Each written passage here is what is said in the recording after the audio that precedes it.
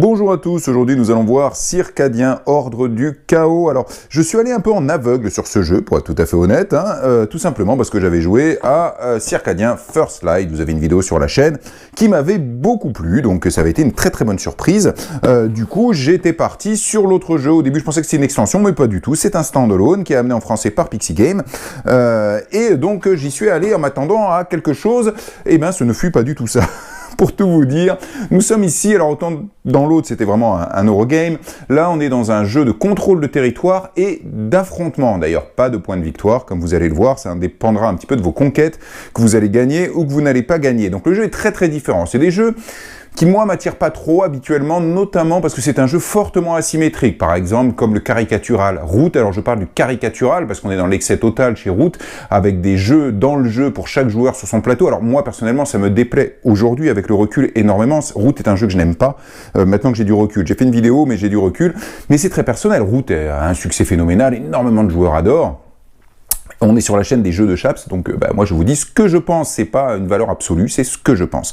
Bref, Ordre du Chaos est un jeu de contrôle de territoire fortement asymétrique entre les différents joueurs, moins que Root tout de même, et d'affrontement. Donc, encore une fois, c'est pas tout à fait ma tasse de thé, donc ce jeu ne me correspond pas complètement, je le dis tout de suite. J'ai fait une partie, je suis pas, voilà, c'est pas foufou pour moi, c'est pas quelque chose qui m'a beaucoup plu. Maintenant, je fais quand même cette vidéo parce que le jeu en lui-même a des mécaniques sympathiques, il fonctionne très bien, et je suis persuadé que des gens vont voir cette vidéo, pareil, auront envie de comprendre comment marche ce jeu parce que ça les intéresse, et parce que ça peut tout à fait leur plaire. Donc j'ouvre un peu mes horizons, même si, je le répète, moi, je ne fus pas excessivement emballé par le jeu. Je vous dirai les positifs, les négatifs pendant toute la vidéo. Alors voilà le vaste et beau plateau de Circadien, Ordre du Chaos. Alors, premier écueil, j'ai trouvé la règle mal construite. Alors, c'est pas du tout de la faute de Pixie. Pixie traduisent, donc ils n'ont pas le choix. C'est la règle anglaise qui est mal construite. Vraiment très mal construite. Il y a des moments, vous verrez, on construit des bâtiments, ils vous disent, vous pouvez construire des bâtiments, puis ils nous disent pas à quoi ils servent. Et il faut aller à la fin de la règle, dans une annexe, pour dire, les bâtiments, ils servent à ça. Bon, voilà, ce genre de choses-là, il y a toutes les infos dans la règle. Mais pour moi, c'est mal construit, on a du mal à l'assimiler, donc cette vidéo est bienvenue. Donc c'est un jeu qui va se jouer de 2 à 5 joueurs, il n'y a pas de mode solo, mais ça peut aller jusqu'à 5 joueurs. Pour ça, on a chacun, je vous montre tout de suite, des plateaux personnels. Mais vous voyez, 1, 2, 3, 4, 5, et en fait, ils sont tout à fait asymétriques. Alors quand je disais que la symétrie est présente, c'est le cas, mais vous voyez quand même, si vous ne savez pas comment ça marche, qu'ils se ressemblent, on n'est pas dans Root.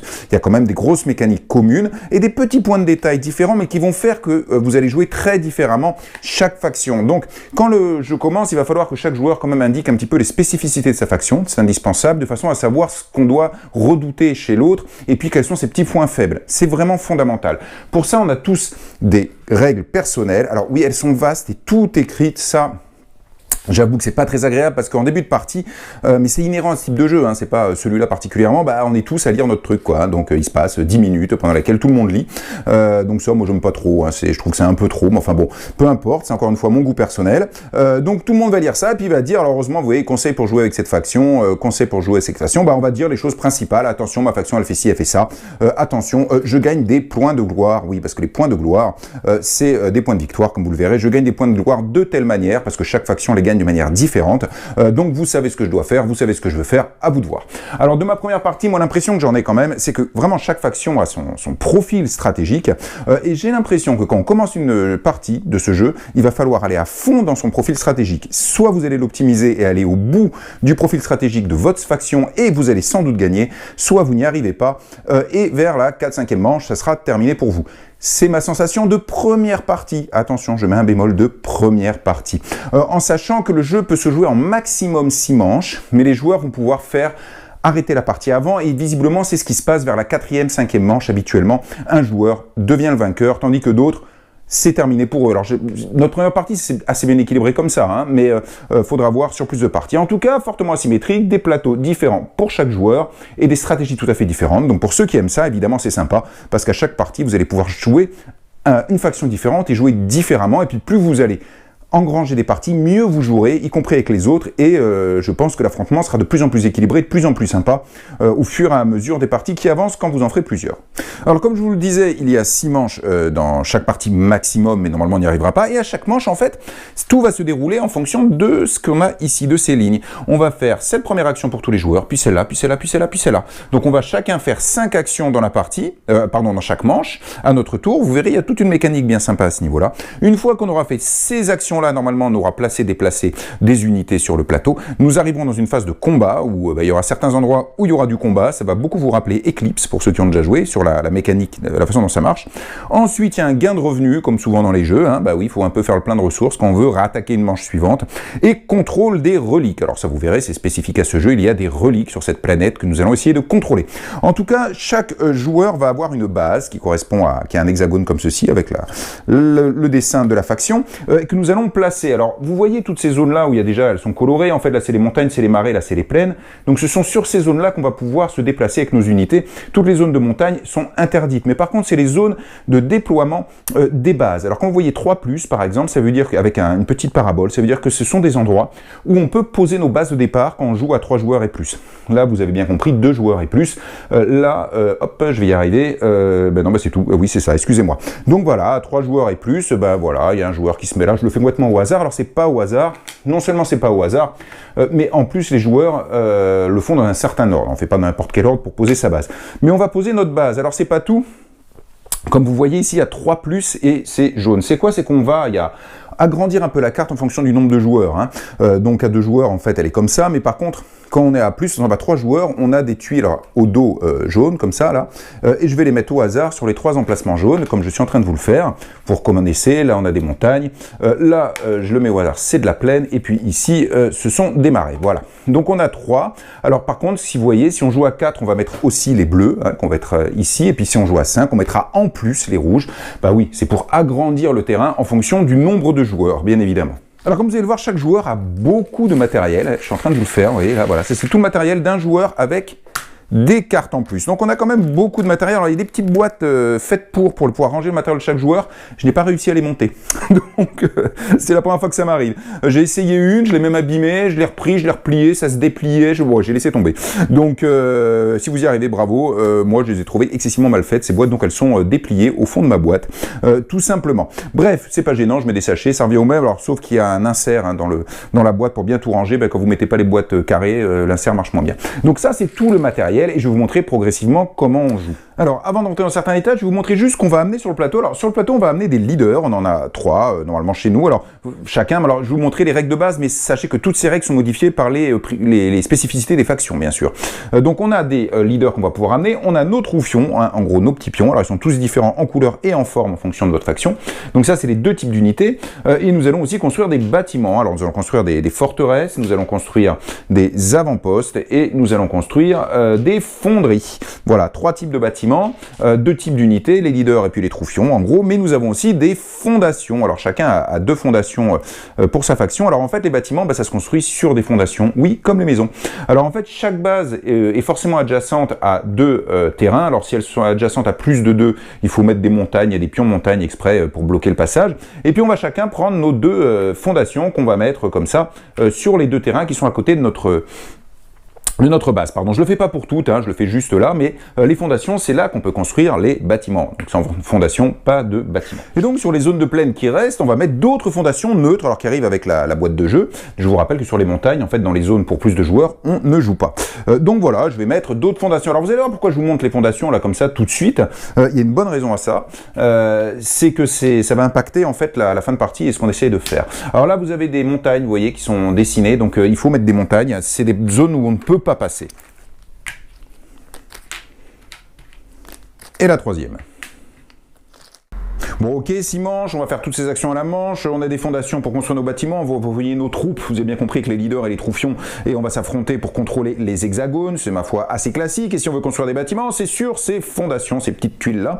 Et pourquoi je les ai toutes mises là d'entrée de jeu? Regardez, parce que vous avez des fondations avec, vous voyez, ce petit symbole avec un chiffre. En fait, ça veut simplement dire que c'est là qu'on va mettre les reliques. Et oui, dans ce jeu, chose très importante, sur cette planète où nous nous battons, il y a des reliques. Et il y en a 6, dites donc, c'est exactement le nombre de manches maximum, c'est étonnant. Et donc je mets le 4 là où il y a le 4, et ben oui, vous avez bien compris, je vais mettre le 1 là où il y a la relique numéro. Voilà, je vous ai mis les différentes reliques, alors différents endroits, je vais vous les coucher, comme ça vous verrez leur numéro. Donc on a les différentes reliques aux différents endroits. Alors regardez bien, parce que ces reliques sont fondamentales dans le jeu, regardez déjà la disposition à 3. Vous avez un joueur là, un joueur là, un joueur là. Donc lui il peut aller sur les reliques là, lui il peut aller sur les reliques là, et lui mais il est étranglé. Alors surtout que les lacs que vous voyez ici, on peut pas y aller, sauf une faction hein, qui elle peut aller à cet endroit là. D'ailleurs je crois que c'est cette faction là, elle peut aller dans les lacs, mais sinon on peut pas. Donc vous voyez cette faction là, bon, heureusement elle a le lac, mais quand on se positionne, réfléchissez, là où il y aura les bases, il y en aura 2 tuiles comme ça, mais après toutes les autres c'est là où seront les reliques, donc vous isolez pas trop. Le joueur qui s'est mis là, il aurait peut-être mieux fait de se mettre là. Enfin bon, après chacun de voir, mais encore une fois, ces reliques sont fondamentales, parce que comment on gagne dans ce jeu? En fait, vous avez 2 moyens de gagner. D'abord, chaque joueur, regardez, a une piste de gloire qui est sur le bord du plateau, alors qui fait pas forcément la même taille. Vous voyez, pour les Scarrow, là, c'est jusqu'à 20, pour les Rayek, là, c'est jusqu'à 5, et ainsi de suite. Alors on pose un pion, par exemple là, l'IA, c'est jusqu'à 18. On va poser un pion qui correspond à sa faction pour indiquer le début de sa piste de gloire. Première manière de gagner, c'est simple, c'est d'arriver tout en haut de sa piste de gloire. Voilà, si vous arrivez tout en haut de piste de gloire, vous avez gagné. Alors il faut savoir que c'est mort subite, c'est-à-dire que le premier joueur à son tour qui arrive en haut de sa piste de gloire, ça arrête la partie immédiatement et il a gagné. Et chaque joueur monte sa gloire de manière différente. Donc si vous optez pour cette stratégie-là, et c'est souvent ce qui se passe, surveillez comment les autres vous doivent montrer leur piste de gloire pour empêcher de le faire, et regardez comment vous devez monter votre piste de gloire et tout faire pour la monter. Alors en sachant que l'IA est un petit peu particulière, elle, quand elle arrive tout en haut, ça ne déclenche pas sa victoire, il faut arriver à la fin, toute fin de la manche, pour qu'elle gagne. Donc quand l'IA arrive tout en haut, et ben en fait, les autres joueurs ont encore cette manche-là pour gagner, et s'ils n'y arrivent pas, à la fin de la manche, ils savent que l'IA va gagner. Mais sinon, pour toutes les autres factions, dès qu'ils sont arrivés en haut, c'est victoire, et chacun y arrive d'une manière différente, donc stratégie différente. Mais vous avez aussi les reliques. Alors, chose très très importante, dans une relique, alors il faut savoir qu'à la fin, excusez-moi, de chaque manche, dans chaque hexagone, il n'y aura qu'un seul type de joueur. Comme dans Eclipse. Des combats vont avoir lieu dans cette phase-là, et ça fait qu'à la fin d'une manche, au début de la suivante, dans un hexagone, il n'y a qu'un joueur, il ne peut pas y en avoir 2. Et bien si à la fin d'une manche, il y a un joueur qui est dans l'hexagone de la relique portant le numéro de la manche, il la gagne. Ah, et ça le fait gagner? Non, ça ne le fait pas gagner, ça lui fait juste des petits bonus. D'accord, et s'il n'y a personne qui contrôle la zone de la relique avec le numéro de la manche, qu'est-ce qui se passe? Elle sort du jeu. Ah, et alors? Eh bien, il faut savoir qu'en fin de manche, si un joueur contrôle toutes les zones où il y a des reliques, il a gagné la partie aussi. Donc ça, c'est la deuxième condition de victoire. Donc évidemment, en début de partie, première manche, il y a 6 reliques. Autant vous dire que vous ne contrôlerez jamais les 6 zones où il y a les reliques à la fin de la manche, aucun risque. Mais lorsqu'on va arriver vers la 4, 5 et encore plus 6e manche, ça peut arriver à la 5e manche, il ne restera donc, pour cette manche-là, que la relique numéro 5 et la relique numéro 6. C'est tout. Donc un joueur pourra peut-être à la fin de la manche contrôler ces 2 zones-là et à ce moment-là aura gagné la partie. On ne fera pas la 6e manche. Et si évidemment on arrive jusqu'à la 6e manche, toutes les autres reliques seront parties soit parce que des joueurs les ont gagnées, soit parce qu'elles sont parties à la fin de leur manche respective. Mais par contre, le joueur qui contrôlera l'hexagone avec la relique numéro 6, comme c'est la seule qui reste sur le plateau, bah, il contrôlera toutes les reliques du plateau en fin de manche et donc gagnera. Et dans l'hypothèse où personne, mais c'est pas possible, hein, ne contrôle dans la 6e manche la zone où il ne restera plus qu'une relique, à ce moment-là, il y a des tiebreakers avec celui qui contrôle le plus de territoire, ou si c'est pareil, celui qui aura le plus de reliques. Mais vous voyez, le tiebreaker de celui qui a le plus de reliques, à mon avis, on l'utilise quasiment jamais. Donc cette petite mécanique est sympa, hein, vous pouvez chercher à faire l'action qui vous fait monter en gloire pour arriver tout en haut et arrêter la partie en étant victorieux, ou bien essayer de vous étaler et puis viser de façon à contrôler les zones des reliques. Moi, vers la 4e manche, en fait, je me suis rushé sur la relique 6 pour essayer de me blinder cette zone-là et tranquillement attendre qu'on arrive à la 6e manche en empêchant les autres de monter sur leur gloire et en me blindant bien cette zone-là pour pas qu'ils puissent la prendre et que je puisse gagner à la fin de la 6e manche par le contrôle de l'unique et dernière relique du plateau. Ça n'a pas marché, j'ai perdu. Alors j'ai trouvé cette mécanique assez sympa, cette double façon de gagner, soit en montant sur sa piste, soit en contrôlant toutes les reliques qui sont sur le plateau, en sachant que de manche en manche, il y en a de moins en moins, donc c'est de plus en plus facile d'arriver à faire ça. Donc c'est assez sympa, et encore une fois, je pense que c'est assez rare qu'on arrive jusqu'à la 6e manche pour gagner soit en point de gloire, soit en contrôlant la seule et unique dernière relique du plateau, qui sera la numéro 6. Et donc il faudra bien surveiller ça, voilà. Cette mécanique est bien sympa. Maintenant, venons, comment se déroule une manche? Une manche, je vous l'ai dit, on va faire toutes ces actions. Alors il faut savoir que tous les joueurs ont des des cubes, comme ceci, et on va en placer une dans la première case de toutes ces lignes-là, parce que ce sont des actions qu'on fera plus ou moins bien au cours de la manche, en fonction du niveau qu'on aura atteint technologique dans chacune de ces actions. Découvrir, construire, récolter, recruter et déplacer. Juste avant ça, il faudra que chacun regarde bien sa mise en place, parce qu'évidemment, on ne commence pas avec rien. Alors d'abord, on a des ressources, alors j'ai eu du mal à le retrouver dans la règle en début de partie, mais on a un certain nombre de ressources, et ensuite, on va devoir placer un petit peu ces unités en fonction de la faction que l'on dirige. Alors les ressources, on n'a que de deux types, hein. C'est l'énergie et les gemmes. Voilà, vous avez ces deux types de ressources. Par exemple, en début de partie, le joueur IA a 7 troupes à placer sur ces deux tuiles qui jouxtent sa base, comme il veut, mais il faut qu'il y en ait sur les deux. Et puis, il a un leader à placer, et voilà. Et puis, le nombre de troupes dépendra de votre faction, parce qu'elle ne marche pas toutes du tout de la même manière. Et encore une fois, le leader aussi, on va se placer comme ça. Donc, on débute comme ça, avec quelques ressources, énergie et gemmes. Donc bon, c'est bien simple, vous avez compris, on va aller balancer nos troufions un peu partout, on va construire nos bâtiments, je vous l'ai dit, envoyer des leaders aussi, et puis on va s'affronter en phase de combat à la fin de chaque manche si on est plusieurs joueurs dans le même hexagone. Et comme je vous l'ai dit, vous ferez des actions pour monter sur votre piste de gloire, et vous essayerez de contrôler la relique de la manche, parce que ça vous fait des cadeaux, et en tout cas, quand il restera plus grand chose comme relique sur le plateau, vous essayerez de contrôler toutes les reliques du plateau à la fin de la manche. Pour ça, à chaque manche, donc on va suivre toute cette succession. Découvrir, vous verrez, c'est pour faire monter vos cubes ici et de façon à améliorer vos actions tout au long de la partie. Construire, vous avez bien compris, ça vous permettra d'aller construire vos bâtiments sur le plateau. Je vous l'ai déjà dit, obligatoirement sur une fondation déjà construite et on peut construire des fondations. Récolter, ça sera récupérer des ressources sur le plateau. Ah, on peut récupérer des ressources, alors même plus que ça, en fait, des cadeaux. Dès que vous avez ce petit trou là, ça veut dire que, y compris sur votre base, vous avez ici des choses à gagner avec cette action récolter. Recruter, ben, vous avez bien compris, au début, là, il y en a 7 pour l'IA, mais on va pouvoir ramener sur sa base 2 nouvelles unités, parce qu'évidemment, vous les voyez un peu ici, hein, j'en ai plein encore. Ça, c'est avec recruter pour ramener 2 nouvelles unités sur le terrain. Déplacer, évidemment, le cœur du jeu, ça va être de déplacer toutes ces unités, pas ces bâtiments, mais ces unités sur les différents hexagones pour les contrôler. Donc encore une fois, on commence par améliorer nos actions avant de les faire, à chaque manche.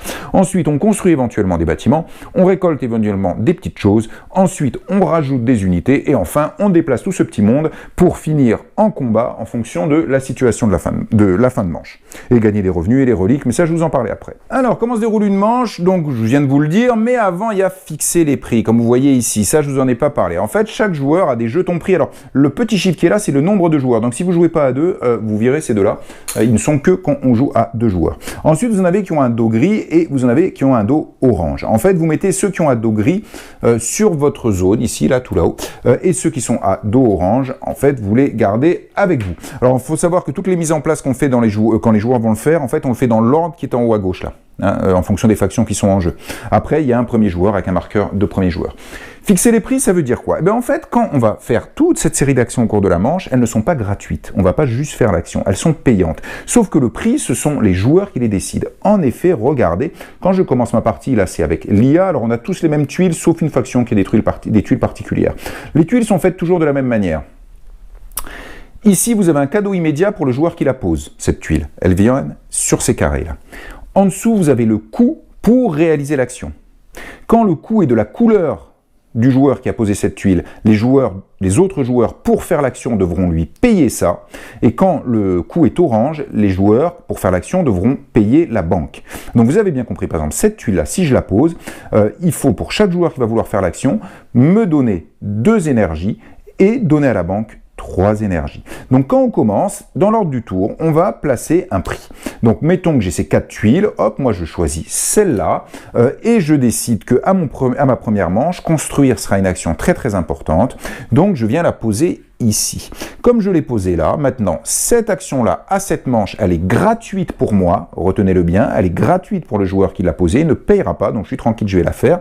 Et tous les autres joueurs qui voudront faire construire à cette manche devront me payer 2 énergies et devront payer 3 énergies à la banque, ce qui fait tout de même 5 énergies à payer. En plus, regardez, vous avez un cadeau ici, le joueur qui pose sa tuile ici gagne 1 gemme, et s'il choisit de mettre sur recruter, il gagnera 2 énergies au moment où il la pose. Et comme je vous le disais, n'oubliez pas, vous avez par exemple sur cette tuile-là un cadeau au moment où vous posez. Alors en l'occurrence, je peux vouloir vous le dire, alors ça je vous le dis pas, c'est des cartes, je vais y venir un peu plus tard, mais ça c'est de récupérer toutes les tuiles que vous avez en haut. Hein, et ces deux tuiles, vous voyez, là c'est très cher pour les autres, et puis là c'est un joli cadeau. C'est d'augmenter, quand vous avez un bouton comme ça veut dire immédiat. C'est d'augmenter sur n'importe quelle piste de un niveau. Donc, mais pour l'instant, je ne les ai pas. Alors, à vous de voir, vous pouvez essayer de les récupérer tout de suite, ou au contraire, commencer à placer vos tuiles, parce qu'à la fin de la manche, toutes les tuiles que vous avez passées vont là. Et attendre pour toutes les récupérer d'un coup. Enfin, il n'y a que 6 manches, un maximum, hein, n'oubliez pas. Donc, à vous de voir. En tout cas, ces tuiles, on va les placer à tour de rôle pour choisir l'action dans cette manche où on ne payera pas et où les autres payeront, et peut-être à nous, parce qu'il y a des tuiles où on ne paye pas, pas à nous, il me semble, enfin bref, peu importe, à nous et à la banque. Et ensuite, à la fin de la manche, quand on aura tout fini, toutes les tuiles qu'on a posées ici reviennent ici, elles ne reviennent pas dans notre main, on ne pourra pas les réutiliser, jusqu'au moment où on aura placé donc cette tuile-là, qui est la tuile qui nous permet, au moment où on la pose, de récupérer toutes les tuiles qu'on avait utilisées qui sont là-haut. Il n'y en a qu'une, hein, comme ça. Et puis, ça coûte pas très cher, du coup, pour les autres, ça ne leur coûtera qu'une énergie pour faire l'action, mais ils nous la payeront à nous. Donc, action gratuite pour soi, mais ce n'est pas tout. En plus, quand vous posez cette tuile, vous serez le premier à faire l'action. Donc là, je suis le premier à faire l'action construire. Petite exception, l'action déplacer ses troupes. Vous pouvez choisir d'être le premier, vous avez un cadeau, vous verrez après, c'est les cartes dont je ne vous ai pas encore parlé, ou vous décidez d'être le dernier à bouger vos troupes. Alors évidemment, ça a un intérêt de se déplacer en dernier. Vous voyez bien ce que font les autres, et en fonction, vous allez choisir ce que vous allez faire. Donc c'est un gros intérêt ici de venir plutôt faire cette action de déplacer ses troupes en dernier plutôt qu'en premier. Mais sinon, pour les autres actions, quand vous posez votre tuile, non seulement l'action est gratuite, mais en plus c'est vous qui la ferez en premier. Alors quand on joue à 3 joueurs, évidemment comme on pose qu'une tuile par joueur, il y aura 2 zones où il n'y aura pas de tuiles, mais en fait vous avez des tuiles neutres comme ça qu'on va venir poser sur les 2 emplacements. Il y a une petite règle hein, pour ça, hein. Je ne vais pas vous l'expliquer, ça n'a pas d'intérêt, mais ça rajoute un coût par contre qui est toujours pour la banque, et donc, ou d'ailleurs pas que, hein, excusez-moi, regardez, ça c'est une tuile neutre, là le joueur qui vient faire l'action doit payer une énergie à son joueur de gauche et une énergie à son joueur de droite, et qu'on utilise quand on ne joue pas à 5 en fait et qu'il va rester des trous. Hein. On joue à 4, il reste un trou, on est une tuile neutre, on joue à 3, il restera 2 trous. Et à 2, je ne sais pas comment ça marche, j'ai pas regardé. Voilà, par exemple, je vous ai posé les tuiles prix. Donc là, quand on va commencer, par la première action qui est découvrir, ce joueur-là, qui est lui là, jouera en premier, ne payera pas, les autres lui payeront 2 énergies et 3 énergies à la banque. Allez, ça marche comment? Alors ça, toujours la même chose pour les 4 pistes. Vous avez une action principale qui est au-dessus et une action secondaire qui est en dessous. L'action principale est gratuite, l'action secondaire est toujours payante, soit en gemmes, comme c'est écrit, soit en énergie, qui sont les 2 ressources du jeu. Donc lorsque c'est à moi de jouer, je vais regarder où est mon cube ici, et je vais faire l'action qui est au-dessus en premier. Là, c'est très simple, ça sera ici d'avancer un de mes cubes, c'est l'action découvrir, d'un cran pour améliorer une action. Donc je peux tout à fait améliorer une action que je ferai plus tard. Quand j'avance un cube, si au milieu il y a quelque chose de dessiné, je gagne immédiatement le cadeau. Et oui, donc là c'est 2 énergies ou une gemme, 3 énergies et une carte, je ne vous ai pas encore parlé, 4 énergies et 2 gemmes, et lorsque vous avez un cadenas, mais il y en a un peu partout comme ça, si vous voulez passer ça, en faisant cette action, parce que je suis déjà arrivé ici, je suis obligé de dépenser une gemme qu'il faut que j'ai dans ma réserve, sinon je ne peux pas le faire. Donc cette action-là vous permet d'avancer, et vous voyez quand vous êtes tout au bout, et quand vous la faites, vous avancez 2 cubes ou un cube de 2, de votre choix. En dessous, vous pouvez, une fois que vous avez fait ça, faire l'action du dessous, j'ai bien dit dans cet ordre-là, dépenser 2 gemmes pour avancer un cube encore une fois, encore une fois, encore une fois, encore une fois, mais ça vous coûte moins cher, et là c'est gagner une carte tactique. Alors ces cartes, vous les voyez partout, vous doutez bien qu'elles sont très importantes. Et d'ailleurs, je vous les montre, c'est tout un tas de cartes qu'on va essayer d'avoir et qui vont nous être utiles surtout en combat. C'est pour ça que j'attendais un petit peu, mais pas que, comme vous verrez. Je vous les présenterai au moment du combat, mais elles peuvent nous être utiles à d'autres moments. Donc ça, c'est cette première action. Deuxième action, c'est construire des bâtiments, tout simplement. Je commence par l'action du haut. Là, j'ai 1 point de construction de bâtiment. Là, j'en ai 1, là, j'en ai 2, 2 et 3 points de construction de bâtiment. L'action en dessous, c'est de pouvoir faire une action supérieure, mais un coup de plus, d'ailleurs, comme là, mais en payant de l'énergie, 4, 3, 4, 3 énergies, en fonction du niveau où je suis, tout simplement. Ici, 2 énergies, comme vous voyez, c'est pour gagner ces fameuses cartes tactiques qu'on verra un petit peu plus tard. Les cadeaux, quand vous avancez, là, c'est soit une carte tactique, soit poser une fondation. Oui, parce que là, j'ai posé des fondations, mais il faut savoir qu'on a 5 fondations sur notre plateau personnel, je vais y venir, et on va pouvoir rajouter des fondations, comme ça. Et sur chaque fondation, on peut mettre un bâtiment. Donc c'est quand même plutôt sympa. Alors, mais il y a déjà des fondations partout, on peut en mettre plusieurs par hexagone, oui, alors pas sur les bases, hein, les bases on n'y touche pas, mais on peut mettre jusqu'à 3 fondations sur chaque hexagone. Ah, et oui, et donc il pourrait y avoir 3 bâtiments sur chaque hexagone. Oui, mais 3 bâtiments différents. Et combien il y a de différents types de bâtiments? Je vous l'ai dit, il y en a 3. Hein. Donc sur chaque hexagone, il y aura au maximum 3 bâtiments et de types différents. Faites attention parce que vous allez voir, on a des bâtiments à bonus de faction et on va avoir envie d'en construire plusieurs sur un hexagone pour maximiser le bonus. Ne faites pas l'erreur, vous n'avez pas le droit. C'est un type de bâtiment uniquement un seul exemplaire par type de bâtiment sur chaque hexagone, et il faudra une fondation en dessous. Là, dans la situation actuelle, on ne peut construire qu'un seul bâtiment sur chaque hexagone, il n'y a qu'une seule fondation. Alors, il faut savoir que les fondations appartiennent à tout le monde, en fait. C'est-à-dire que là, autant là, c'est cette faction-là qui a posé ces deux fondations, mais un autre joueur pourra venir construire des bâtiments dessus s'il le souhaite. Elle n'a pas besoin que ce soit nos propres fondations. D'ailleurs, vous voyez, elles sont toutes identiques, c'est sur l'autre face qu'elles étaient différentes, donc il n'y a pas de moyen de les différencier. Alors, construire, comme je l'ai dit, on va pouvoir utiliser des points de construction, 1, 2, 2, 3, et puis plus 1 éventuellement en consommant de l'énergie. Comment fait-on? Alors là, je vous l'ai dit, c'est construire une fondation, mais on va le voir tout de suite, le bonus, parce que ça sera aussi dans la possibilité de construire. Alors sur un plateau faction, qui est comme ceci, vos fondations vont venir ici, et tous vos bâtiments vont venir là, comme je vais vous le faire tout de suite. Donc 3 fonderies, 3 avant-postes, 3 forteresses, voilà les 9 bâtiments que chaque joueur va pouvoir construire s'il le souhaite. Les fondations viennent là. Alors, je ne vous ai pas recouvertes, mais en fait, au dos, regardez, de chaque petite fondation, c'est des fondations, c'est toujours pareil, mais au dos de chaque petite fondation, est repris le picto qui est là. Juste parce qu'on les pose comme ça pour se souvenir du picto qui est en dessous. Donc, on a comme ça 5 fondations que je suis en train de vous mettre. Quand je fais l'action de construction, là-bas, qu'est-ce que je fais? Pour chaque point de construction dépensé, je construis un bâtiment n'importe lequel. Une fondation, une fonderie, un avant-poste ou une forteresse. C'est complètement n'importe lequel. En sachant qu'on commence sur les bâtiments toujours par celui de gauche, systématiquement. Il faut savoir, regarder que là, vous avez des petits cadenas avec une gemme. C'est-à-dire que pour construire des avant-postes pour l'IA, il faut à chaque fois qu'elle dépense une gemme.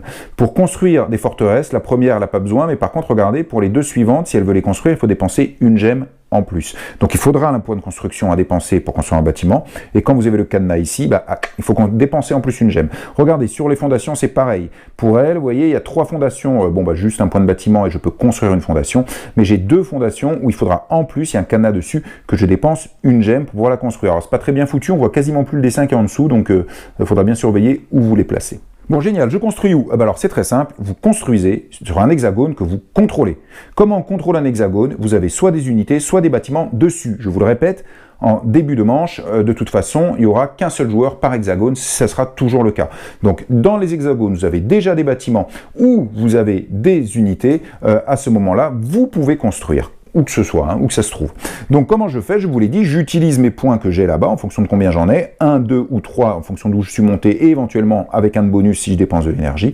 Je prends un bâtiment, voilà, je veux construire une fonderie. Là, c'est bon, je contrôle l'hexagone, pouf, je pose ma fonderie, j'ai construit un bâtiment. C'est très simple.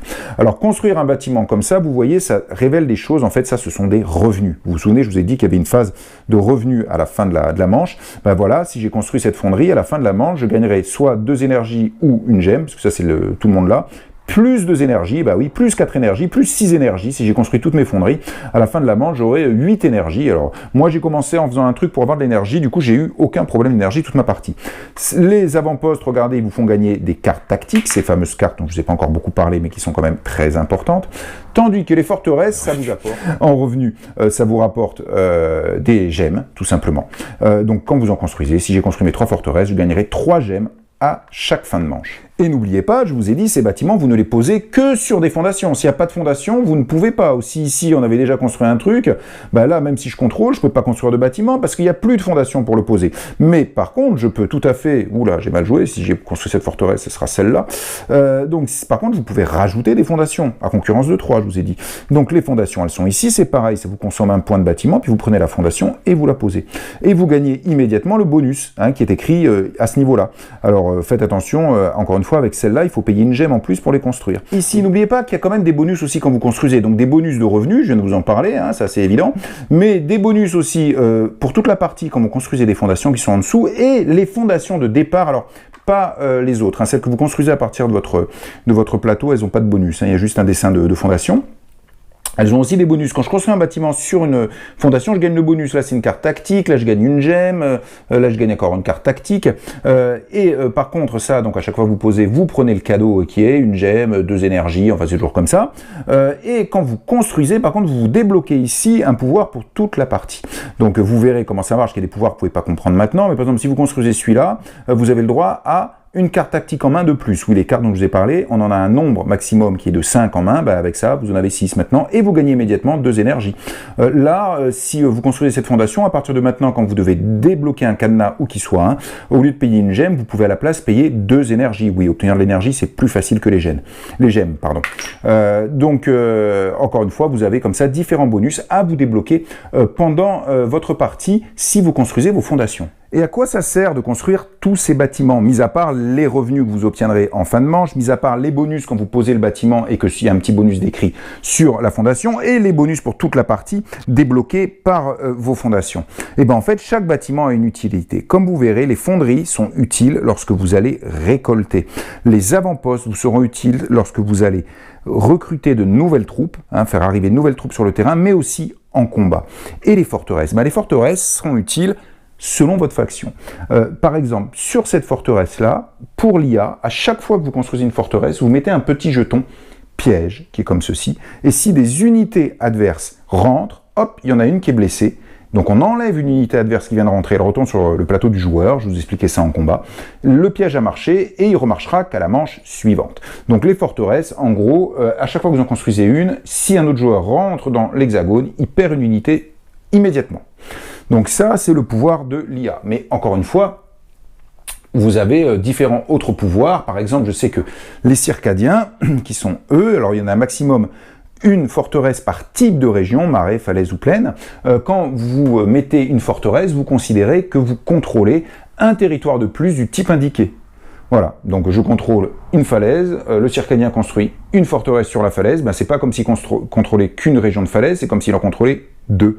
Ah, c'est bien, oui, alors c'est bien notamment pour la phase de revenu, comme vous allez voir. Donc chaque forteresse apporte quelque chose lorsqu'elle est construite à sa faction qui dépend du type de faction. Ça, c'était construire, récolter. Alors, pour récolter, c'est bien simple. Déjà, vous gagnez de l'énergie d'entrée de jeu. Selon où est votre cube, vous allez gagner 4, 5, 6, 7 ou 9 énergies. Alors, évidemment, vous dépensez de l'énergie pour faire l'action. Éventuellement, vous en regagnez derrière. Donc, en gros, vous gagnez la différence, mais vérifiez bien que vous ayez quand même, avant de faire l'action, l'énergie suffisante en stock pour pouvoir la faire. Vous n'allez pas la payer avec l'action, avec l'énergie que vous gagnez dans cette action récoltée. Donc, de toute façon, vous gagnez de l'énergie. C'est tout? Non. Vous avez le droit, en plus, de gagner une ressource, enfin je sais pas comment le dire, un gain d'engrenage qui sont sur les différentes zones. Là vous en gagnez qu'un, là 2, 2, 3, 3. Ah bon, je prends n'importe quelle zone, celle que je contrôle? Non, pas du tout. Les zones où vous avez une fonderie, je vous ai dit que ça servait à ça. Voilà, si j'ai à la place de ça, j'avais construit une fonderie, ça je le remets sur le plateau, et à ce moment-là, lors de cette phase récoltée, comme là j'ai droit à 4 énergies plus une zone de récolte, j'ai ma fonderie ici, c'est bon, je gagne le cadeau qui est ici, c'est-à-dire une gemme. Au moment où je récolte 4 énergies, une gemme. Et comme vous voyez, vous pouvez dépenser de l'énergie pour gagner des gemmes, aussi en action secondaire, si vous souhaitez le faire. Alors il faut savoir que de toute façon, même si vous n'avez pas de fonderie sur le terrain, regardez, vous avez un gain en récolte sur votre base. Donc même si vous n'avez pas de fonderie, de toute façon, vous pouvez toujours gagner sur votre base. Alors vous remarquez que eux, par exemple, c'est 2 énergies, eux, c'est une action de recrutement, vous verrez comment ça marche. Vous pouvez toujours déclencher ça au moment de la récolte. Si vous avez une fonderie mais que vous êtes ici, il faudra choisir une des deux, parce que vous n'avez qu'un petit symbole dessiné. Il faudra être monté, hop, là, pour pouvoir déclencher les deux. Donc ça sert à rien de mettre des fonderies partout. Si vous n'êtes pas monté en récolté, vous pourrez en récolter qu'une. Enfin, quand je vous dis ça sert à rien, c'est pas tout à fait vrai. Ça vous donnera plus de choix sur ce que vous voulez récolter, mais vous récolterez pas tout. Ces petits symboles, quand vous avancez votre cube et vous arrivez ici, que se passe-t-il? En fait, vous avez le droit, il y a comme ça des petits engrenages en plus, de prendre un de ces petits engrenages pour ceux qui sont encore disponibles et de venir le poser à la place de la récolte que l'on a sur une tuile, y compris votre base. Et évidemment, tous ces petits engrenages amènent des cadeaux qui sont supérieurs à ceux qui sont sur le plateau. Et si vous arrivez au dernier niveau, en ayant payé une gemme, à ce moment-là, vous allez pouvoir retourner un de ces jetons, et derrière, évidemment, c'est mieux que là. Ça, c'est certain. Et comme ça, maintenant, vous pourrez déclencher cette récolte. Quand vous irez là, alors donc des petites choses comme ça, vous en avez 6 qu'on met là, et puis on va tous les prendre. Alors ça me fait penser d'ailleurs au passage que vous avez un petit tunnel là, bleu et rouge, c'est parce que vous avez les hexagones qui correspondent, voilà, hop, ici et là, pardon, c'est pas que ça correspond, c'est que c'est connecté ici et ici quand vous jouez à 4 joueurs, et c'est connecté donc encore une fois là et là quand vous jouez à 5 joueurs. Quand on joue à 3, c'est pas connecté, et pour cause puisqu'on peut pas y aller. Recruter. Alors recruter, ça évidemment, ici c'est très important puisque c'est avec ça que vous allez pouvoir envoyer des unités sur le terrain. Alors envoyer des unités sur le terrain, c'est un petit peu compliqué parce que tout simplement, elles sont pas tout de suite là. En fait, vos unités, vous verrez, vous en aurez un certain paquet qui est là. Alors vous voyez, par exemple, l'IA, elle en a 13. En fait, pour recruter, il faut que je consomme des points de recrutement. Au début, on n'en a que 2, mais on peut aller jusqu'à 9 points de recrutement. Et quand je fais un point de recrutement, je vais déplacer une de mes unités ici, et quand elle arrive ici, ça veut dire quoi? Sur la base. Ah bah c'est cool, là, à chaque fois je fais ça, j'en mets un, là, boum, boum, il arrive sur la base. Alors ça, c'est vrai pour l'IA, hein, mais c'est pas du tout vrai pour toutes les factions. Si vous regardez cette faction, par exemple, les Circadiens, puisque je l'avais sorti tout à l'heure, toutes leurs unités viennent ici. Donc quand elle dépense, par exemple, 2 unités de recrutement, tout ce qu'elle peut faire, c'est 1, 2. Ah bah elle n'est pas du tout arrivée dans sa base, hein. Vous voyez, 1, 2, elle s'arrête ici. Et oui, il y a plus d'étapes que pour l'IA, c'est différent. En sachant qu'ils ont par contre tous, bon sauf l'IA, parce que l'IA c'est direct, une action rapide, c'est-à-dire que si vous avez des pions ici, vous pouvez tout à fait directement les déployer, mais ça vous coûte 3 énergies et toujours un point de recrutement. Donc les points de recrutement permettent de faire avancer vos bonhommes, vos troufions sur ces différentes zones dont le nombre dépend des plateaux, et quand ils sont dans la dernière zone, boum, de les amener sur le terrain, en fonction, encore une fois, d'actions de recrutement. Bon, ça, évidemment, je pense qu'on va tous un petit peu y monter, hein, ça me paraît indispensable. Vous voyez, eux, par exemple, ils commencent avec 8 petits pions ici, et ils ont 2 étapes pour arriver à les amener, et ça leur coûte une énergie s'ils veulent shunter l'étape intermédiaire, toujours en dépensant des points de recrutement. Alors, au passage, je vous le montre, hein, vous voyez là le petit bonhomme blessé là qui se tient, qui a un petit bandeau, vous remarquerez que c'est la même chose que ce que je vous ai montré sur les forteresses de l'IA. En fait, dès qu'on a des blessés, ils arrivent ici, il faudra les recruter à nouveau, bien évidemment. Mais on va voir ça dans les combats. Donc ça, vous avez donc différents nombres de points de recrutement. Quand vous arriverez ici avec votre cube, vous pouvez gagner une gemme ou une carte tactique. Quand vous arriverez ici, vous gagnerez 3 énergies en one shot. Ici, c'est quoi l'action secondaire? Et bien pour 4 énergies, vous allez pouvoir recruter un leader. Alors je vous rappelle qu'on en a déjà un sur le terrain, mais on peut en recruter d'autres. Ah oui, bah oui, en tout, on en a 3 des leaders possibles. Alors je vais vous montrer ce que j'ai là, c'est-à-dire c'est l'IA, si je dis pas de bêtises. Voilà, elles sont double face, c'est pour ça que je les mets bien comme ça. Si vous faites cette action qui est en dessous, vous dépensez l'énergie nécessaire et vous recrutez un leader. Donc vous recrutez votre leader, et vous allez choisir lequel. Est-ce que ça vous coûte autre chose que les énergies qui sont indiquées? Ben, ça dépend des leaders. Regardez, lui, il vous coûte rien, là. Par contre, elle vous coûte une gemme en plus, des 4 énergies, et lui, pareil, il vous coûte une gemme en plus. Et les leaders, évidemment, ils vont être intéressants lors des combats. Alors en fait, vous voyez l'icône en bas, ça c'est un pouvoir qu'ils ont, et comme c'est un pistolet qui est dessiné, c'est que c'est pendant l'action de combat qu'ils vous sont utiles et vous diront un peu ce qu'ils vont faire, et puis ils ont des caractéristiques en haut qui sont utiles aussi en combat, bien évidemment, vous vous en doutez. Mais en plus, regardez, hop, ils sont recto-verso, on va pouvoir les améliorer. Oui, ça c'est très très bien. Donc en tout cas, vous pouvez faire ça. L'action déplacée. Alors déjà, lorsqu'on fait l'action déplacée, ce jeton-là, qui est le jeton premier joueur, change de main. Donc si aucun joueur n'a posé de tuile ici et que c'est une tuile neutre qui est venue, bah, il passe juste simplement au joueur à la gauche du premier joueur actuel. Et si par contre il y a un joueur qui avait posé ici pour faire l'action déplacée en premier ou en dernier, à ce moment-là, le jeton va au joueur qui est à gauche du joueur qui a posé sa tuile prix, qui se retrouve du coup dernier joueur. Donc là, en tout cas, en fonction de ce qui a posé, on est premier ou dernier, on paye comme d'habitude. On va avoir des points de déplacement. Et vous voyez, au début, on en a que 2, puis 3, puis 4, puis 5, puis 6. C'est quand même bien d'en avoir pas mal. Les cadeaux, bah là, de toute façon, il faut passer avec une gemme, sinon vous n'avez pas le droit d'avoir plus de 4 points de déplacement, enfin d'avoir 4 points de déplacement. Là, nous avec une gemme, et là, vous gagnez 2 points de recrutement et une carte tactique. Donc évidemment, si vous êtes ici, que vous faites l'action découvrir, que vous avancez ici, vous pouvez faire 2 recrutements immédiatement, ramener 2 gus, qui peut peut-être vous éviter de faire une action de recrutement, et après, quand vous déplacerez à cette manche, vous aurez plus de gus, hein, donc ça peut être intéressant, évidemment, ce bonus-là. Comment ça marche pour déplacer? Alors, on déplace ces unités, on ne déplace pas ces bâtiments, hein, bien évidemment. Alors, soit ces petits troufions, soit, encore une fois, ces leaders. Quand vous faites une action de déplacement, vous pouvez déplacer autant d'unités que vous avez, que vous voulez, dans un hexagone adjacent, qui est juste à côté, qui a une frontière commune. Mais vous pouvez aussi déplacer n'importe quelle unité, troufion ou leader que vous avez dans votre base, évidemment dans un hexagone adjacent, mais aussi dans un avant-poste. Donc là, j'ai un avant-poste, par exemple, et ben je pourrais tout à fait, avec une action déplacée, prendre ces 2 troufions-là et ouf, directement les amener là. On considère que c'est adjacent parce que j'ai un avant-poste. Ouais, c'est quand même super. Et en plus, ici, vous avez un bonus sur votre plateau qui vous dit qu'en phase de déplacement, qui est ici, si vous avez débloqué ce bonus, vous pouvez envoyer vos unités avec un déplacement dans n'importe quel hexagone où vous avez n'importe quel bâtiment. Ce n'est plus que les avant-postes, c'est n'importe lequel. Du coup, les avant-postes perdent leur intérêt, sauf que quand même, leur revenu, c'est une carte tactique, c'est pas mal, mais on est limité hein, dans notre main. Après, les cartes tactiques, quand on les gagne, si on a plus de 5, on défausse celles qu'on veut. Hein. On peut continuer à en gagner et puis échanger des cartes tactiques. Comme c'est que de la pioche, c'est pas plus mal, parce qu'on ne pioche pas toujours ce qu'on a envie de piocher. Donc en tout cas, les déplacements, c'est ça, je prends autant que je veux. Alors, encore une fois, je peux en prendre que 3, je peux tout prendre, mais c'est tout d'un coup, hein. C'est un déplacement si je le souhaite. Que se passe-t-il si j'arrive dans une zone où il y a des unités d'un autre joueur? À ce moment-là, ce qu'il faut bien comprendre, c'est qu'on se bloque nos pions à raison de 1 pour 1. Donc si j'avance, alors je parle cette fois des troufions, hein, je ne parle pas des leaders. Si j'avance ici et qu'il y avait, je vais vous le faire rapidement, voilà, 3 ennemis ici, mettons, qui est plus bâtiment parce que ça pourrait pas être possible, et que j'avance ici avec un point de déplacement, ce qui est tout à fait possible, et j'en ai 2, je veux continuer à avancer, bon mon leader il peut toujours avancer, mais ces 3-là sont bloqués à 1 pour 1 avec ça. Eh oui, il aurait fallu que je suis arrivé avec 5, si j'étais arrivé avec 5, je peux encore déplacer si j'ai un point de déplacement, mais je peux en déplacer que 2.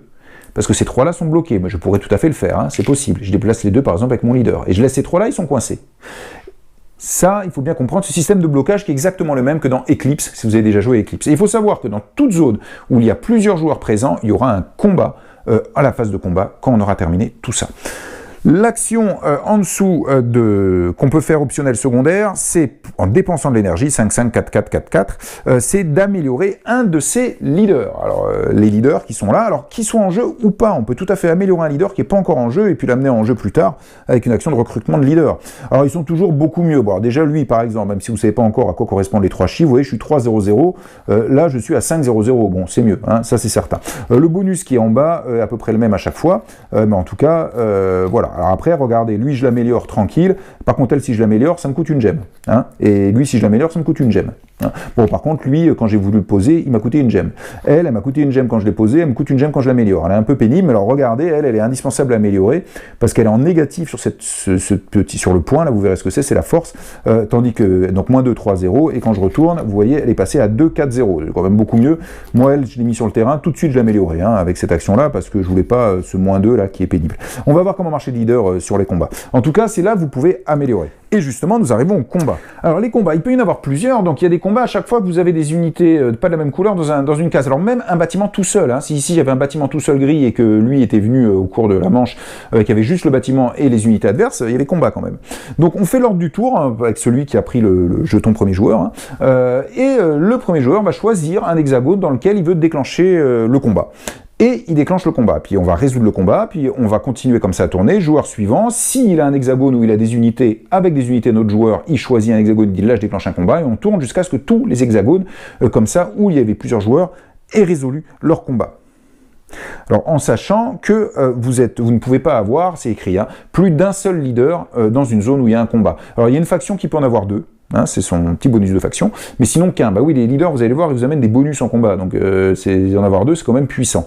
Donc normalement, on n'a le droit qu'à un seul. Et s'il y a égalité, vous allez voir comment se résout le combat, s'il y a égalité, c'est toujours l'attaquant qui gagne. Donc en cas d'égalité, l'attaquant gagne, systématiquement. Comment se déroule un combat? Alors, les combats.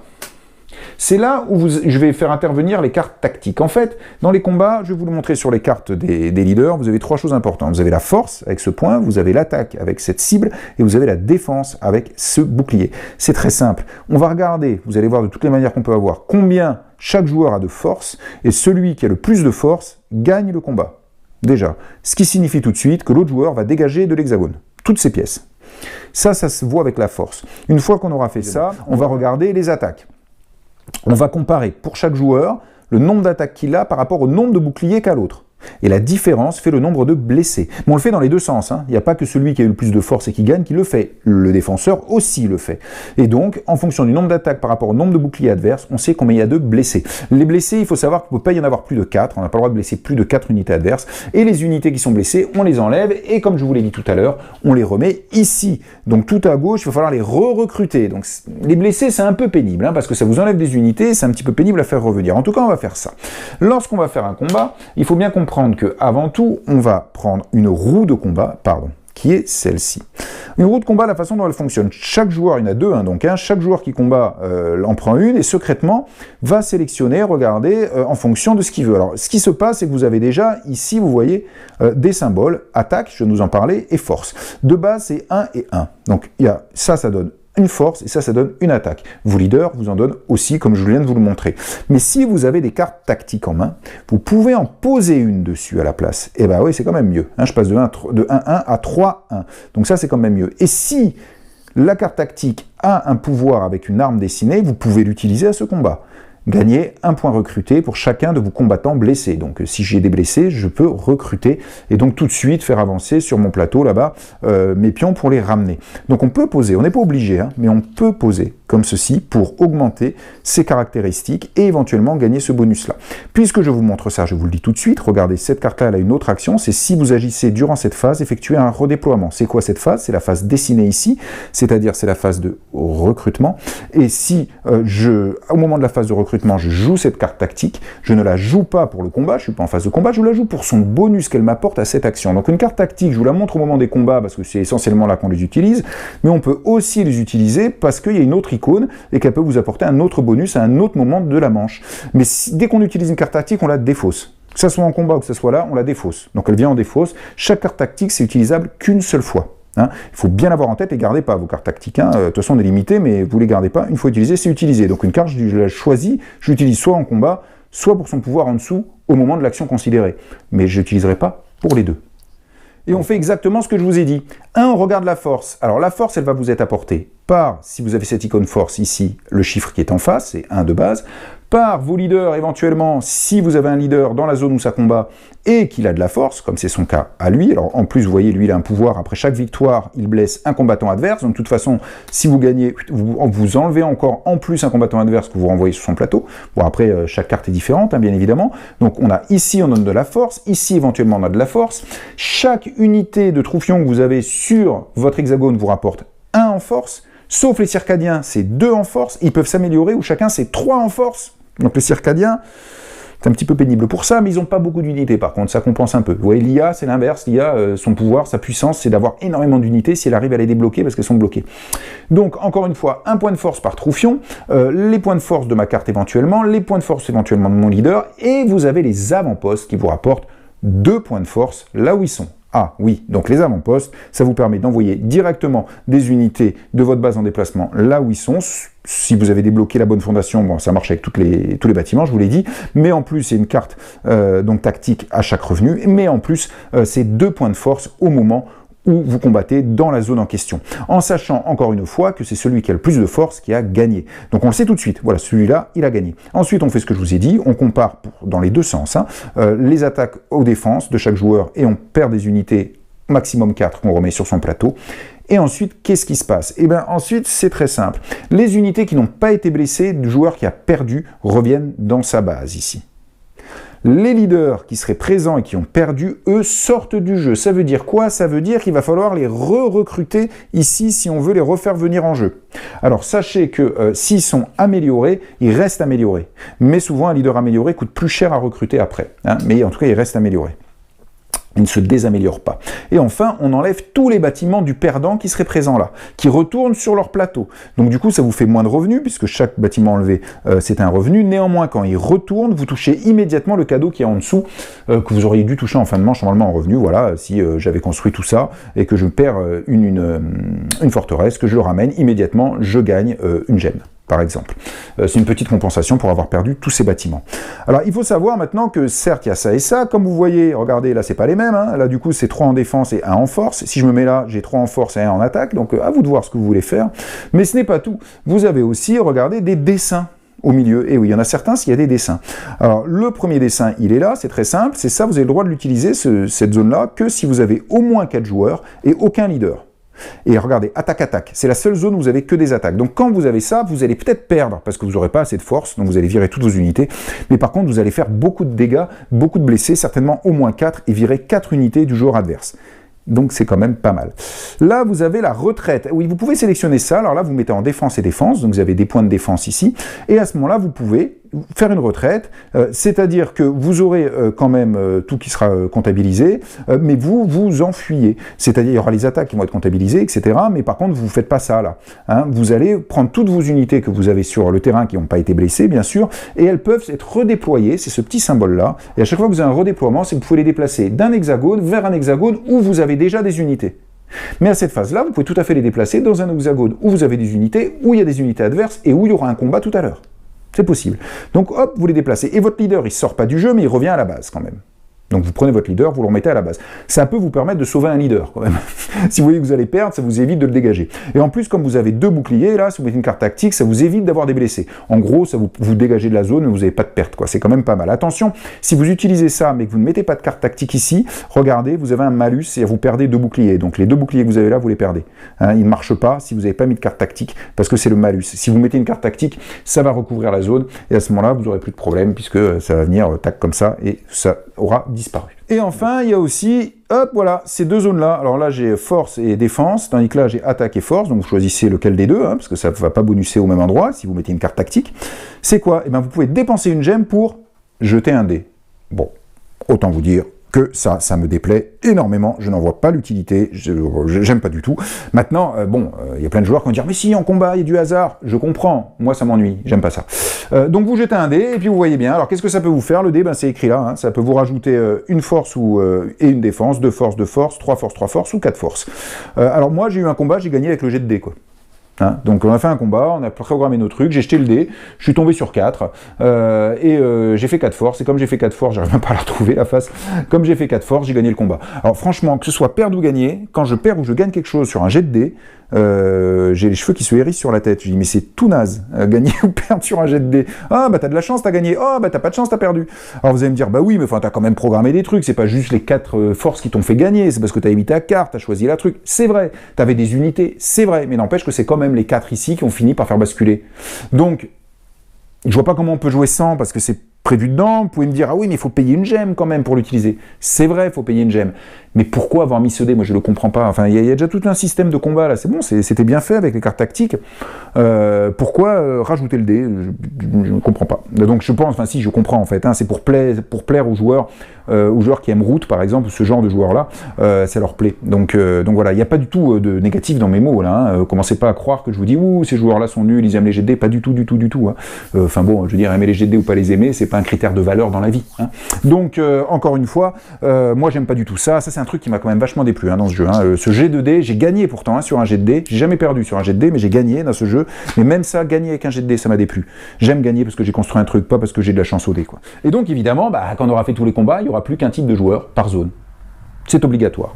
Ensuite, on a les revenus quand on a géré tous les combats. Alors les revenus, déjà, vous avez ce qui est écrit là. Alors, il y en a ailleurs, hein, vous les faites dans l'ordre que vous voulez, vos revenus. Hein. Vous regardez, si vous contrôlez 0 à 2 territoires, alors 0 parce que la base ne compte pas, 0 à 2 territoires, vous gagnez 3 énergies et une carte tactique. C'est un beau cadeau. Bah oui, ça compense un peu pour éviter le lose-lose, quoi. Hein. Donc, même si vous êtes vraiment pas bien, là, vous avez 3 énergies et une carte tactique pour essayer de vous refaire. Si vous avez 3 à 5 territoires, ce qui est quand même la situation la plus fréquente, vous pouvez juste redéployer. Donc je vous ai dit, prendre des unités autant que vous voulez, les déplacer d'un hexagone vers un autre où vous avez des unités ou des bâtiments. Si vous avez 6 à 7 territoires, vous pouvez améliorer une carte attribut, et si vous avez plus de 8 territoires, ou gagner une gemme, vous pouvez gagner une gemme ou améliorer une carte attribut, et ça 2 fois. Et alors ça c'est fort. Donc, mais il faut quand même contrôler beaucoup de territoires, 6 à 7. Mais c'est quoi ces cartes attributs? Je vous en ai pas parlé, mais chaque joueur a 3 ou 4 d'ailleurs, cartes attributs. Ce sont ces cartes-là. Et on les a devant. Elles sont actives tout de suite sur leur phase de base. Et ce sont des pouvoirs que vous avez.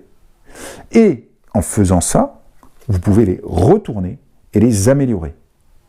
Alors je vais vous montrer la faction IA, mais c'est très différent. Par exemple, juste une chose, par exemple sur les circadiens, je vous ai dit, leurs unités ici, c'est pas 1 en force, mais 2. Donc ils nous font très peur, hein, les circadiens. Mais perdre contre des circadiens, ça peut valoir le coup si vous leur faites beaucoup de dégâts. Parce qu'ils n'ont pas beaucoup d'unités par contre. Vous voyez, regardez ici, on en met 6 là uniquement et 2 au départ. Et puis ils ont 1, 2, 3, enfin ils ont du mal à les ramener sur le terrain. Et s'ils passent en direct, c'est 3 énergies, ça leur coûte cher. Donc ils ont du mal à amener leurs unités sur le terrain et ils en ont pas beaucoup. Alors même si eux, ils n'ont pas une base comme ça, ils ont un aéronef qui peuvent bouger. Donc c'est plutôt sympa. Mais par contre, quand eux, ils ont construit, ils ont recruté leurs troupes, elles viennent pas sur le terrain sur une base, elles viennent dans cette zone-là, dans leur aéronef. Et pour les recruter sur la base, il faudra en plus faire une action de déplacement. Nous, non. Hein. Les autres, une fois qu'on passe cette zone-là, boum, ils viennent dans la base. Eux, c'est dans l'aéronef et l'aéronef, déplacement sur le terrain. Pour eux, c'est compliqué d'arriver à amener des unités sur le terrain, même s'ils ont l'avantage de pouvoir bouger l'aéronef et ils n'arrivent pas tous au même endroit, donc ça c'est pas mal, mais c'est un peu compliqué. Mais par contre, chaque unité, c'est 2 en force, c'est énorme. Et bien eux, ils ont une carte comme ça, attribut, quand ils l'améliorent, ça passe à 3 en force, donc c'est très fort. Donc eux, il faut leur virer les unités. Mais si vous prenez l'IA, par exemple, que me dit l'IA? L'IA me dit que lorsque j'arrive en phase de revenu, là, c'est où on est, par exemple, sur cette carte rusée, je réinitialise tous mes pièges. Bon, bah ça, évidemment, je vous ai parlé des pièges, là, bah, ils ne marchent plus s'ils ont été pétés, là, ils se réinitialisent. Et je gagne un jeton énergie à cette phase-là, qui est la phase des reliques, on va y arriver. Donc ça, c'est plutôt sympa. Quand je l'améliore, je gagne un point de gloire par leader que vous battez et par bâtiment que vous rasez. Donc, quand je gagne, en gros, ça fait ça. Alors lui, il gagne des points de gloire, sinon, quand il blesse des adversaires. Donc, à chaque fois qu'il blesse, il monte. Donc lui, il va essayer de blesser, éventuellement perdre, c'est pas très grave, mais après reblesser. Par contre, regardez, vous ne pouvez blesser qu'un seul combattant par bâtiment et ou unité que vous commandez au combat. Donc ça veut dire quoi? Ça veut dire que bah, si j'en ai que 3, je peux pas faire plus de 3 blessés, même si j'y arrive avec mes attaques. Donc vous allez essayer de mettre plein de monde pour essayer d'arriver à faire un maximum de blessés possible. Là, c'est pas mal, c'est qu'à chaque phase de revenu, vous pouvez rajouter 1 ou retirer 1 au nombre de régions que vous contrôlez. Alors c'est bien parce que si vous contrôlez 3 régions, vous dites, ah bon non, c'est comme si j'en contrôlais 2, vous prenez ce bonus à la place de celui-là, qui est mieux. Et là, alors attendez, je regarde, je retourne juste, bon là c'est en one shot, j'améliore un de mes leaders et je peux en recruter un, bon, mais ça, mais par contre je perds tout ça. Hein. Alors là, chez l'IA, ça c'est rude, regardez, à la mise en place, placez 10 de vos 30 combattants. 30 combattants, c'est énorme pour l'IA. Sur cette carte, et si j'améliore cet attribut, je déplace tous mes combattants sur mon plateau, et en un coup, moi, vous savez, ils arrivent avec l'IA sur la base. Donc, je peux inonder d'unités. Et en dernière phase, comme on va le voir ici, regardez, vous devez, si possible, déplacer un combattant de votre plateau de faction vers cette carte. Ah bon? Oui, c'est-à-dire qu'à la fin de chaque manche, le joueur de l'IA, il est obligé d'enlever un de ses combattants qui pourrait déployer pour le mettre sur cette carte, et il est tanké, il pourra plus jouer avec. Donc, c'est fondamental pour le joueur de l'IA de pouvoir retourner cette carte. Parce que quand je la retourne, déplacez tous les combattants de cette carte sur votre plateau faction. Ils vont pouvoir tous être ramenés là. Et là, vous inondez le terrain. Mais sinon, au contraire, vous en avez de moins en moins à recruter. Et comme en plus, là, vous êtes limité aux dégâts en fonction du nombre de pions que vous avez bien compris. Le joueur qui joue l'IA, il n'a qu'une chose, il faut qu'il arrive à retourner cette carte. C'est indispensable. Sinon, il n'a pas assez de combattants et sa force, c'est le nombre. Donc, s'il n'a pas assez de combattants, il perd. En sachant qu'il ne peut retourner une carte que s'il contrôle 6 territoires. Alors même s'il les repère derrière, c'est pas grave, hein, il a retourné, c'est bon, c'était le bonus. Mais du coup, le joueur de l'IA, il va se rusher pour essayer de contrôler 6 territoires le plus vite possible, pour pouvoir retourner cette carte à cette phase-là, quitte à repérer les territoires après, il s'en fout, et enfin pouvoir envoyer toutes ses unités. S'il fait pas ça, il peut pas gagner. Et vers la 4-5e manche, il va être laminé par les autres. Ce qui fut mon cas. J'ai une situation où j'allais pouvoir faire ça. Alors en plus, comme on peut compter grâce à la carte bonus plus 1, comme si j'avais un territoire de plus, en fait, vous pouvez en contrôler que 5. Et en plus, j'avais une carte tactique, quand j'utilisais à ce moment-là, c'était comme si j'en avais encore plus 1. Donc je pouvais en contrôler que 4, et avec ces 2 cartes-là, faire comme si j'en avais 6, pouvoir retourner la carte et inonder le terrain. Sauf que je me suis fait agresser, et j'en ai eu plus que 3 à la fin de la manche, donc j'ai jamais pu retourner cette carte. Donc j'ai manqué d'unité, et donc c'était fini pour moi la partie. À la 4e manche, j'ai fini ma partie, moi c'était terminé. Bon, de toute façon, les Circadiens ont tout explosé, mais juste pour dire, je sais pas comment est le jeu, mais ça m'embête un peu. C'est-à-dire que, en gros, il faut monter la stratégie à fond, vous avez un but, et si vous la ratez, c'est fini. Mais vers la 4-5e manche. Pas avant. Avant, vous pouvez encore le faire. Mais dans ma partie, moi, 4-5e manche, quand j'ai vu que juste le moment où j'allais pouvoir retourner la carte et prendre toutes mes unités, qui étaient la force de ma faction, et que j'ai pas réussi à le faire, je me suis fait agresser, je me dis, bah, c'est fini, quoi. Je peux plus le faire, ma partie est terminée. Je me demande si c'est pas un peu comme ça dans toutes les factions. Les Circadiens, ils ont gagné. Pourquoi? Parce qu'elle a réussi à avoir suffisamment de territoire pour retourner sa carte, et chaque unité représentait 3 forces. Donc maintenant, il va aller falloir beaucoup la blesser pour virer ses unités, parce que sinon, on pouvait rien faire, on perdait systématiquement en combat. Donc, mais ça arrive vers la 4-5e manche, hein, habituellement. Donc voilà, chaque joueur va courir dans sa spécialité pour la réaliser, j'ai l'impression, et une fois qu'il a réalisé, il est parti pour gagner quand même. Hein. Et c'est pour ça que ce jeu, à mon avis aussi, est peut-être mieux à 4 ou 5 joueurs. Hein, plutôt qu'à 3, où très vite ça se déséquilibre en fait. 4-5 joueurs, ça doit être plus équilibré. Mais à 3 joueurs... je pense que ça se déséquilibre, c'est pour ça que ma partie aussi sans doute m'a pas trop plu, c'est qu'on a joué à 3. À mon avis, il vaut mieux jouer à 4 ou 5. Mais alors du coup, prévoyez l'après-midi, hein, parce que c'est long. Allez, la phase des reliques, très rapidement, c'est très simple. Je vous l'ai dit, si une faction contrôle tous les territoires où il y a des reliques à cette phase-là, il a gagné la partie. Si vous contrôlez le territoire où il y a la relique en question, vous la prenez et vous la posez sur votre plateau pour des cadeaux. Par exemple, eux, les Circadiens, la première, ils peuvent monter un cran là-bas et gagner une gemme. Là, ils peuvent monter un cran là-bas et améliorer une de leurs cartes attributs, bah, évidemment celle qui donne les points. À nouveau là, et là, s'il a gagné 5 reliques, c'est-à-dire à chaque fois il l'a gagné, on a la 6e manche, bah, vous voyez, il a pu réaméliorer ces 2 cartes attributs sans passer par cette obligation-là de contrôle le territoire. Donc quand vous gagnez une relique comme ça, je vous dis, ça vous fait des cadeaux, tout simplement. Donc on regarde simplement. Si vous gagnez la relique, alors j'ai oublié de vous dire, pardon, si vous gagnez la relique de la manche en cours comme ça, parce que vous contrôlez la zone, toutes vos unités reviennent dans votre base. Ouais, c'est le seul petit inconvénient, mais si vous avez des bâtiments, ils restent, hein, par contre, vous n'avez pas perdu. Hein. Et si vous contrôlez, je vous répète, toutes les reliques de la zone, du plateau, celles qui restent, vous avez gagné. Et évidemment, plus les manches avancent, moins il y a de reliques, parce qu'elles ont sauté une à chaque manche. Et n'oubliez pas, l'IA, si elle arrivait ici, c'est uniquement à la fin de ce contrôle des reliques que si personne n'a gagné, qu'elle gagne, contrairement aux autres où dès que vous arrivez ici, en plein milieu de la manche, bim, vous avez gagné. Voilà, c'était Circadien lors du chaos. Alors dans son genre, je suis sûr qu'il est très bien, c'est pour ça que je vous fais la vidéo, avec cette petite mécanique là, des prix, la compo, c'est assez sympa. Bon, les combats c'est assez classique, mais c'est double moyen de gagner, soit avec les reliques, soit avec votre piste de gloire, le monter dans la piste de gloire différent pour chaque faction, il faut bien voir ce que font chacun les autres. La dissymétrie qui me fatigue toujours un peu, moi, mais qui n'est pas trop puissante, vous allez surtout regarder que font les forteresses des adversaires, comment ils arrivent à monter en gloire, et leur petit plus, ils en ont pas 150, eux c'est la force avec leurs unités, mais la difficulté qu'ils ont à les poser. Voilà, donc il n'y a pas 50 trucs à retenir, vous faites 2 parties, c'est bon, hein, vous savez les factions en marche, et ça devrait être bien, contrairement à Route où il faut faire 40 parties pour essayer de comprendre quelque chose. Donc encore une fois, pour ce jeu-là, je pense que ce style il est bien. Moi ma partie, ça n'a pas été énorme, terrible, parce que je trouve que ça manquait de fluidité, on réfléchissait beaucoup, donc c'était assez haché, donc ça j'ai pas trop aimé. Et puis ici, la montée, il n'y avait pas beaucoup de pression, et même à un moment, je me suis dit, bon, ça me sert pas à grand chose de monter mon cube, je vois pas trop ce que j'y gagne, donc est-ce que je vais pas ne pas faire cette action-là, c'est dommage. J'ai pas été dans des situations, lequel je monte, j'ai besoin de tout monter, qu'est-ce que je fais?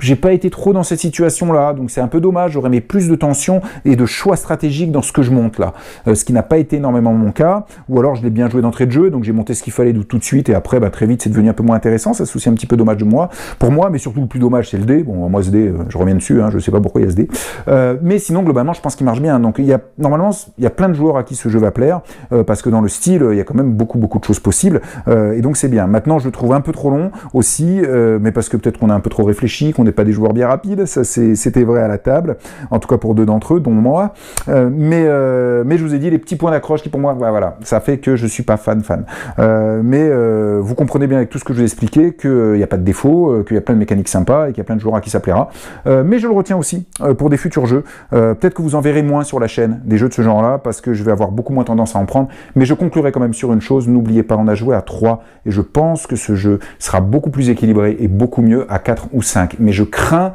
que le côté négatif de 4 ou 5 qui rééquilibre mieux le jeu et qui le rend plus sympathique augmente trop sa longueur encore, et ça devient un peu pénible de devoir tant attendre avant de pouvoir jouer.